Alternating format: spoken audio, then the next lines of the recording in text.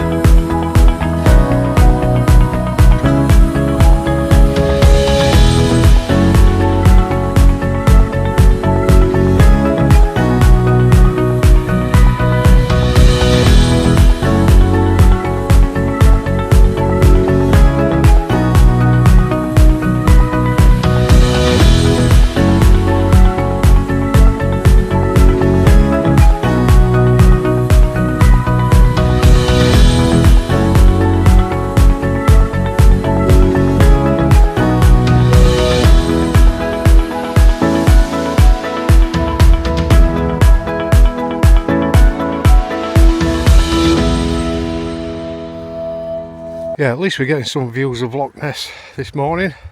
Well, at least to start with anyway. I don't know if you can make it out, but that is Urquhart Castle down there on the banks of Loch Ness. Well, well, well. We're at the 5 mile mark now. When I made that video and said it's just starting to rain, it began to absolutely tip it down. Waterproof bottoms had to go on. I thought this is probably going to be setting for the day with the weather forecast that I'd seen. However, it's only lasted about 10 minutes. And then we've climbed up through a forest, winding its way up for about 1.5 miles. There are one or two little steep sections, just to be aware of. But the waterproof bottoms are off, waterproof tops off. The sun was shining through the trees and I can see a bit of blue sky. I've no doubt it's not going to last, but I'm making the most of it while I can. Well, that didn't last very long. Waterproofs are back on. Yeah, the 5.5 mile mark-ish, you come out of the forest onto a forestry track. You follow that for about another mile. It gently climbs up all the way and then it brings you out onto this heathland type area. We are coming quite a bit inland from Loch Ness now, so I don't think I'm going to get any more views of it today, but we'll see. Yeah, this section we're going through now, it's called the Abriacan Forest Trust. It is a community sponsored woodland area that they look after. And I think when they actually started it up, it was the largest community forest in the country. But there are some mountain bike trails as well up round here called Kelpie. There's some green, blue and red ones, if that takes your fancy. So we're now leaving the Abriacan Forest area. Seen quite a few signs for those mountain bike trails off to the side of the forest track, and I believe there's a big parking area. Once you get down to a B road, go straight across and you'll see these signs for the Abriacan Eco Campsite and Cafe, which I understand is quite famous in these parts. Might actually stop there for a coffee and a bit of cake. Yeah, so this is the entrance to the cafe and campsite. I'm not actually going to stop there. I've still got a fair old mileage to do and I'm going to have to get a wriggle on. Shame really.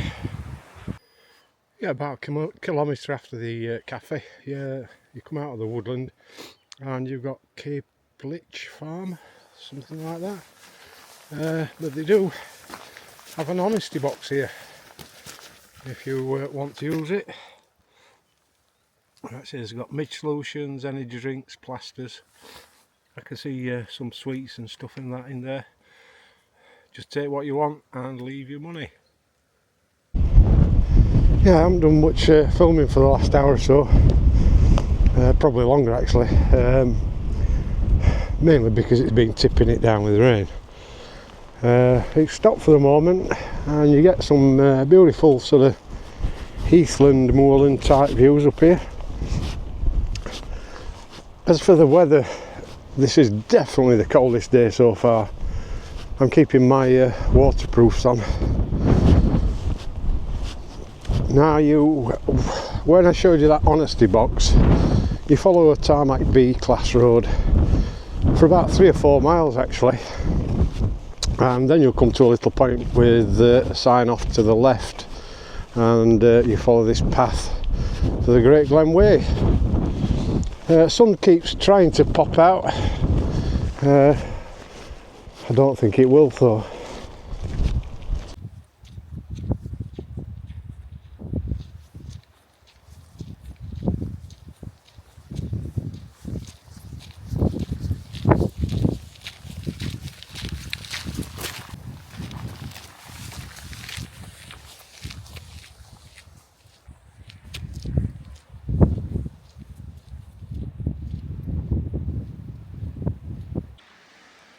Yeah, we're 14.5 miles into the walk now. The Great Glen Way goes straight on that way, as you can see with the sign. You'll come to this sign saying Blackfold Croft, Honesty Box, Camping and Water. And that's off to the right if you need it. So we're just over 18 miles and you get your first view down there of Inverness. Yeah, you can't see it much because it's tipping it down again. So we're almost in Inverness now. I thought I'd just give my final thoughts. There will be a little bit more filming after this. Obviously the finish is at Inverness Castle, so we'll film that. Today's walk, it's been a very nice walk. We didn't really get any views of Loch Ness, but I expected that because I could see that the route went inland quite a lot. As I say, it's been a very, very nice walk today. Apart from that that first little bit coming along the A82. You then had the climb up out of Drumnadochit. But once you get up onto the tops, it's just undulating really. There's no major climbs or no major descents to negotiate. Weather-wise, it's been what you expect in Scotland. At points it's been tipping it down. We've had one or two bits of sunshine poking through, but it has been very, very cold. I've kept the waterproofs on most of the day, just purely and simply as an extra layer. I've been comfortable enough, it's been no problem. I'm sorry I haven't sent the drone up today, it's been way too windy for my little drone, so apologies for that. Now my final thoughts on the Great Glen Way. Before I say anything, I just want to say I've thoroughly enjoyed being up here in Scotland again, doing a long distance walk. The weather earlier in the week was absolutely glorious. It's just been this last day where we've had some rain. The Great Glen Way, I think my expectations were a little bit too high. I expected that because we were walking along the banks of 3 lochs, up on the high ground, that we'd be having spectacular views all the way.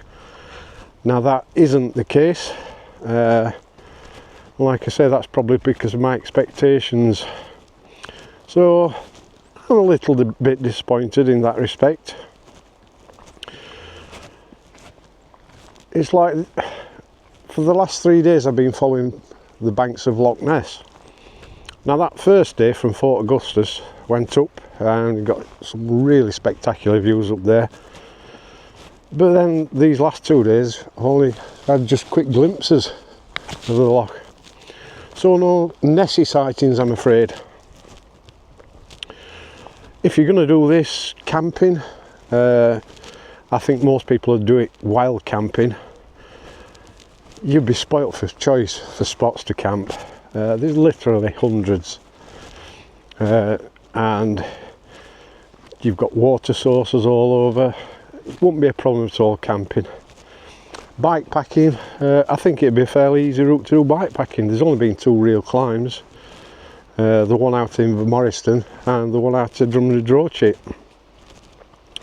If you want to do it B&Bs and hotels like I've done, all the places I've stayed at, they've been fantastic.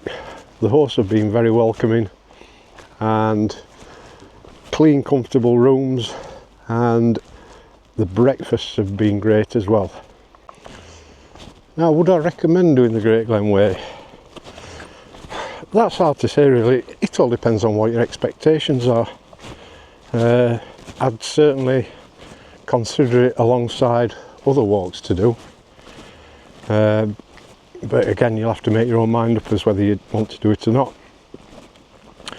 If I had the choice, knowing what I know now, I'd probably do one of the other routes. I've done the West Island Way and whatever, but I'd certainly look at something else. As I say, don't get me wrong, I've loved being up here. Can't fault it at all. The weather, the people, Just be aware that some of the places that I did stop at, you're going to be charged tourist prices, but that's to be expected. And on that note, we'll get ourselves down to Inverness Castle and wrap things up. Yeah, about a mile from where I last filmed, just on the outskirts of Inverness. You come back down to the Caledonian Canal.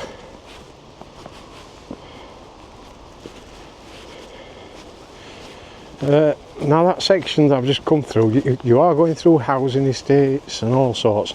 It is very well signposted, but just keep an eye out for the signs. Yeah, you follow the canal for a little way and then you'll come to the final swing bridge to negotiate. Turn left over here. Yeah, that last little bit was a bit tricky actually. Once you come over the swing bridge, I didn't notice any signs for the Great Glen Way, but basically you come to a roundabout, turn right at that roundabout, you'll come to another roundabout and you'll see some steps down to your left where Inverness Leisure Centre is. Drop down those steps, turn right and just go straight down till you come to a place called Wynn Park.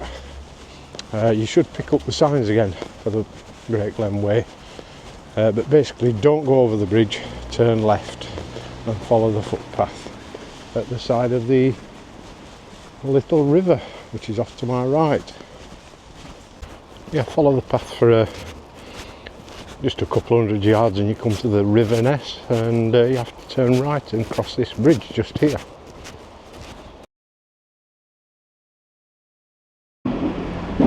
Wow, that last little bit was tricky to negotiate. You've certainly got to keep your wits about you. Over footbridges. At one point I was on an island in the middle of the River Ness, and did I actually spot Nessie? Anyway, this is the end of my Great Glen Way adventure. This is the stone that marks the either beginning if you're doing it the other way, or the end that I've done it at Inverness Castle. Unfortunately, Inverness Castle's closed due to all these work going on, which are going on until 2025 it says, so can't get up there. It's shut for the public. Anyway, I'd just like to thank everybody for watching the videos. Again, if you've got any comments or questions, anything like that, then please feel free to put them in the comments below. I'll do my best to answer them. And please hit that little like button. There's nothing more to say now. It's all over and done with, as the proclaimers would say. I've just got to find my accommodation, and then we'll be going out for some sustenance and lots of refreshment. Thanks everybody for watching.